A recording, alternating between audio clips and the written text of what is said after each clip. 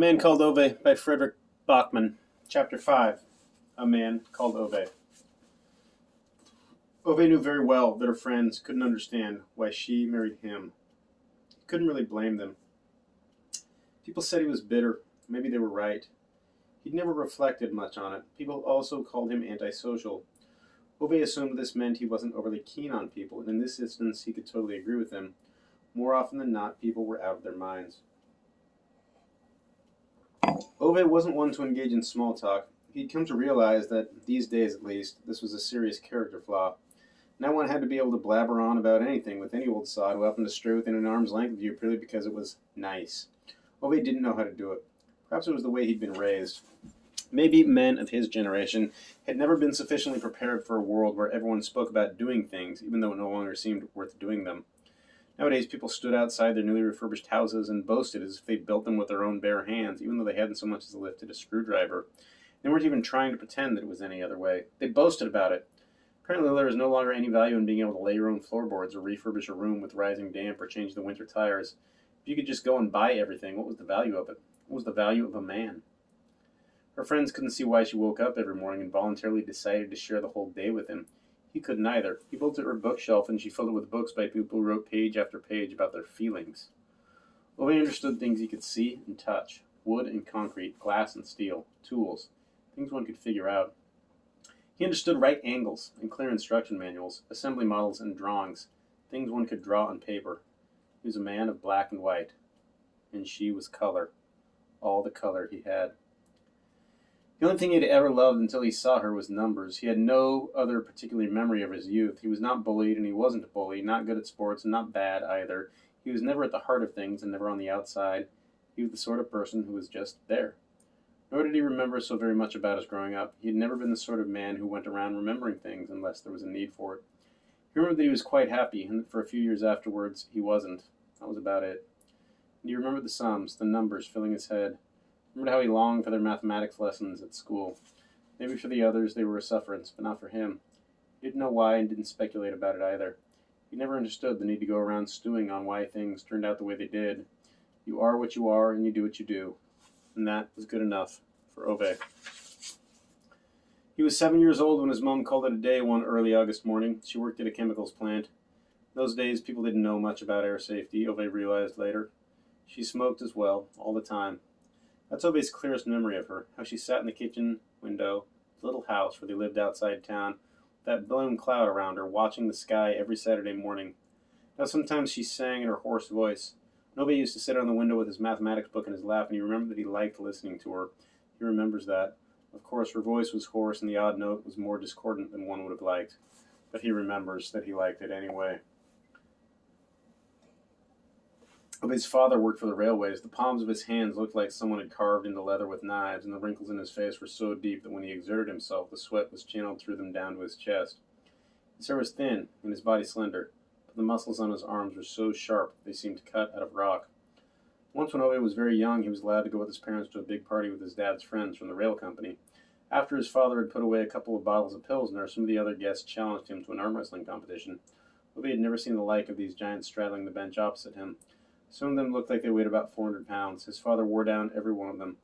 When they went home that night, he put his arm around Ove's shoulders and said, "Ove, only a swine thinks size and strength are the same thing. Remember that." And Ove never forgot it. His father never raised his fist, not to Ove or anyone else. Ove had classmates who came to school with black eyes or bruises from a belt buckle after a thrashing. But never Ove. We don't fight in this family, his father used to state. Not with each other or anyone else. He was well liked down at the railway, quiet but kind. There were some who said he was too kind. Ove remembers how a child could never understand how this could be something bad. Then Mum died, and Dad grew even quieter, as if she took away with her the few words he'd possessed. So Ove and his father never talked excessively, but they liked each other's company.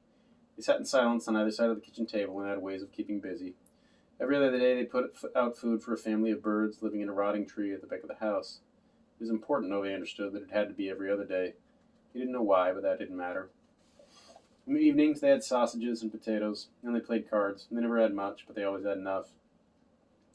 His father's only remaining words were about engines. Apparently his mother was content to leave these behind.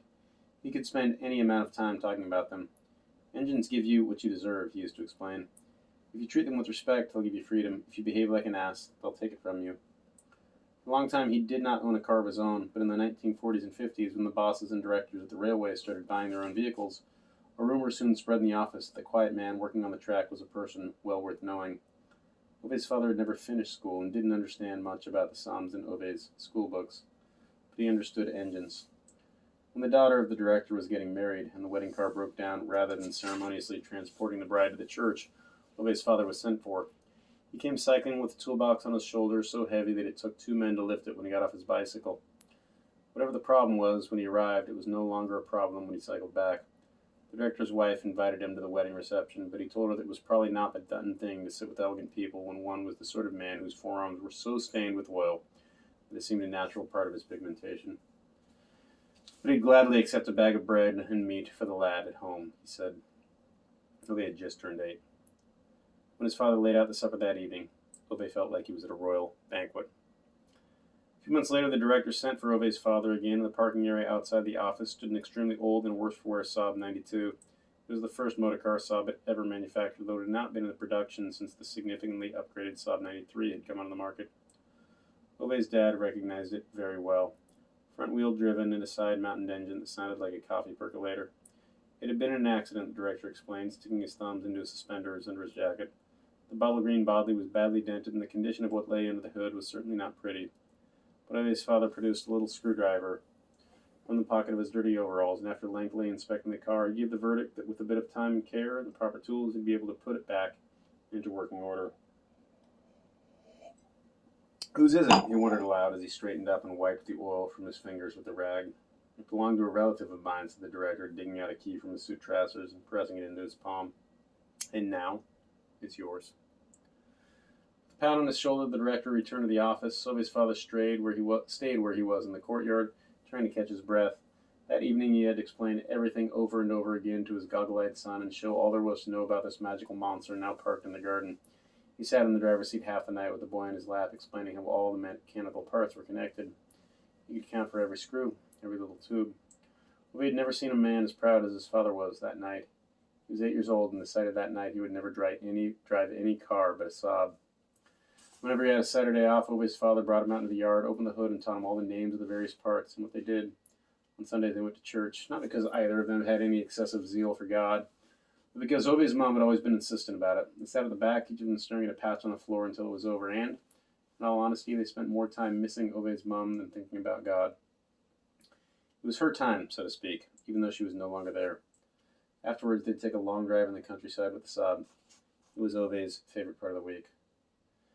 That year, to stop him rattling around the house on his own, he also started going with his father to work at the railway yard after school. It was filthy work and badly paid, but, as his father used to mutter, "It's an honest job, and that's worth something." Ove liked all the men at the railway yard except Tom. Tom was a tall, noisy man with fists as big as flatbed carts and eyes that always seemed to be looking for some defenseless animal to kick around. When Ove was 9 years old, his dad sent him to help Tom clean out a broken-down railway car.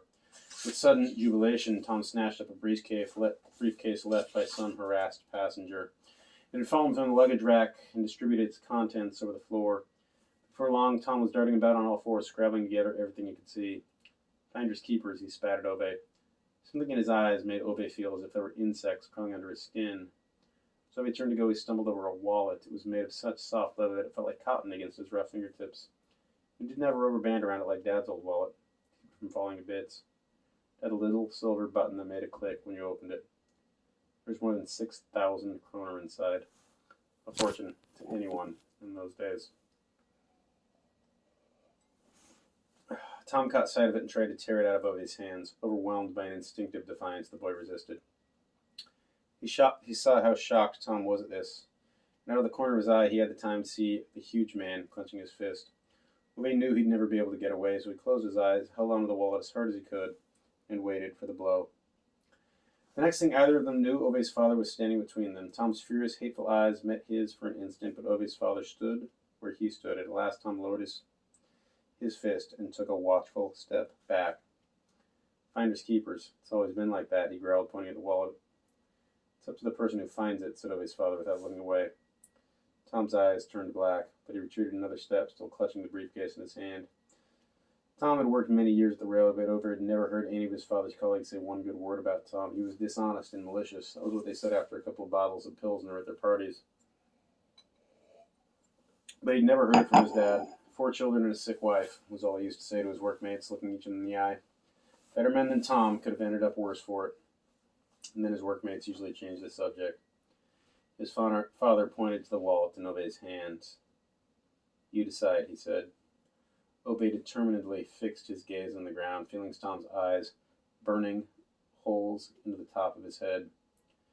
Then he said in a low but unwavering voice that the lost property office would seem to be the best place to leave it. His father nodded without a word and then took Ove's hand as they walked back for almost half an hour along the track without a word passing between them. Ove heard Tom shouting behind them, his voice filled with cold fury. Ove never forgot it. The woman at the desk of the lost property office could hardly believe her eyes when they put the wallet on the counter. It was just lying there on the floor? You didn't find a bag or anything, she asked. Ove gave his dad a searching look, but he just stood there in silence, so Ove did the same. The woman behind the counter seemed satisfied enough with the answer. Not many people have ever handed in this much money, she said, smiling at Ove. Many people don't have any decency either, said his father in a clipped voice, and took Ove's hand. They turned around and went back to work. A few 100 yards down the track, Ove cleared his throat, summoned some courage, and asked why his father had not mentioned the briefcase that Tom had found. We're not the sort of people who tell tales about what others do, he answered. Ove nodded. They walked in silence. I thought about keeping the money, Ove whispered, at long last, and took his father's hand in a firmer grip, as if he was afraid of letting go. I know, said his father, and squeezed his hand a little harder. But I knew you would hand it in, and I knew a person like Tom wouldn't, said Ove. Father nodded, and not another word was said about it. Had Ove been the sort of man who contemplated how and when one became the sort of man one was, he might have said this was the day he learned that right has to be right. But he wasn't one to dwell on things like that. He contented himself with remembering that on this day he decided to be as little unlike his father as possible. He'd only just turned 16 when his father died, a hurtling carriage on the track. Ove was left with not much more than a sob, a ramshackle house a few miles out of town, and a dented old wristwatch. He was never able to properly explain what happened to him that wet day, but he stopped being happy. He wasn't happy for several years after that. At the funeral, the vicar wanted to talk to him about foster homes, but he found out soon enough that Ove had not been brought up to accept charity. At the same time, Ove made it clear to the vicar that there was no need to reserve a place for him in the pews at Sunday service for the foreseeable future. Not because Ove did not believe in God, he explained to the vicar, because in his view this God seemed to be a bit of a bloody swine. Next day he went down to the wages office at the railway and handed back the wages for the rest of the month. The ladies at the office didn't understand, so Ove had to impatiently explain that his father had died on the 16th. Obviously wouldn't be able to come in and work for the remaining 14 days of that month. And because he got his wages in advance, Ove had come to pay back the balance.